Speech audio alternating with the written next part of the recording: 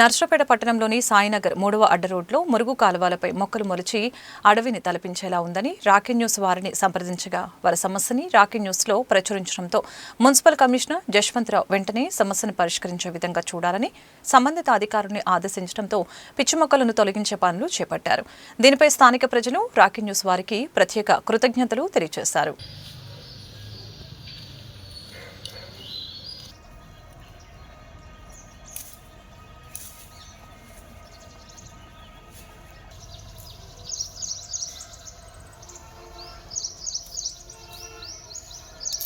మన 2 రోజుల కిందట రాకీ న్యూస్కి చెప్పాను సార్. బుధవారం రోజు ఎంత చెట్లు మొలిచినాయి, చండాలంగా ఉందని చెప్పి వేరే వాళ్ళకి ఫోన్లు చేసినా ఎవరు స్పందించలేదు. రాకీ న్యూస్ వాళ్ళకి చెప్పగానే వెంబడి స్పందించారు.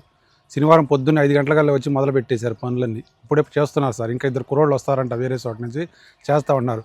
రాకీ న్యూస్కి ధన్యవాదాలు తెలియజేస్తున్నాం మేము.